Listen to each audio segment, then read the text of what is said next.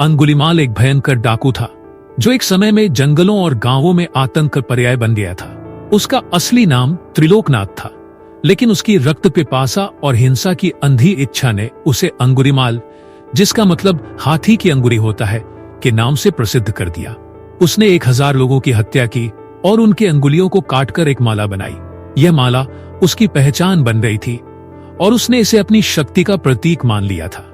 एक दिन गौतम बुद्ध अपने शिष्यों के साथ किसी स्थान पर यात्रा कर रहे थे। जब वे जंगल के एक क्षेत्र से गुजर रहे थे तो उन्होंने सुना कि अंगुलीमाल एक व्यक्ति को मारने की योजना बना रहा है। बुद्ध ने अपनी शांति और करुणा का पालन करते हुए अंगुलीमाल का सामना करने का निर्णय लिया। अंगुलीमाल ने बुद्ध को आते देखा और उन्हें एक आसान शिकार की तरह महसूस किया। उसने बुद्ध को धमकाया और कहा, तुम भागो नहीं, क्योंकि मैं तुम्हारी हत्या करूंगा। बुद्ध ने न केवल डर के बजाय शांति से उसका सामना किया, बल्कि उन्होंने एक अजीब और गहरे सवाल के साथ अंगुलीमाल को चुनौती दी। तुम क्या चाहते हो? क्या तुम्हें ऐसा करना अच्छा लगता है? अंगुलीमाल ने हंसी उड़ाते हुए जवाब दिया, मैं वह सब करता हूं जो मुझे चाहिए और तुम्हें मार दूंगा। बुद्ध ने अंगुलीमाल को एक गहरी उपदेश देना शुरू किया। उन्होंने कहा, तुमने बहुत से लोगों को मारा, लेकिन तुम्हारा असली शत्रु तुम्हारे भीतर है। जो हिंसा और घृणा तुम्हारे दिल में है, वही तुम्हारा वास्तविक शत्रु है। बुद्ध की बातें अंगुलीमाल के दिल में गहरी चोट पहुंची और उसकी आत्मा में जागृति का आरंभ हुआ।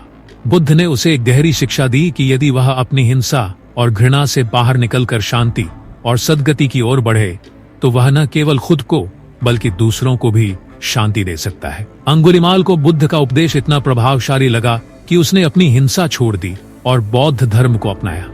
अंगुलीमाल ने अपनी क्रूरता को त्याग दिया और एक साधु बन गया। उसने बुद्ध से दीक्षा ली और जीवन में शांति, प्रेम और दया का पालन करने का संकल्प लिया।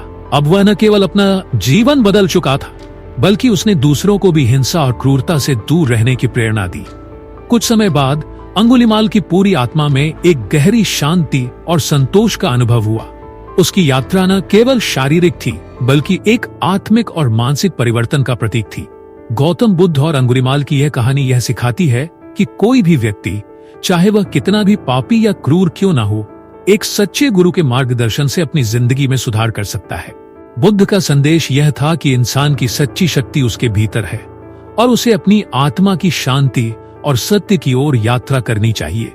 अंगुलीमाल की कहानी यह दर्शाती है कि किसी भी परिस्थिति में व्यक्ति का बदलाव संभव है, यदि वह अपने भीतर की आंतरिक सच्चाई को पहचानने और उसे अपनाने का साहस रखता है।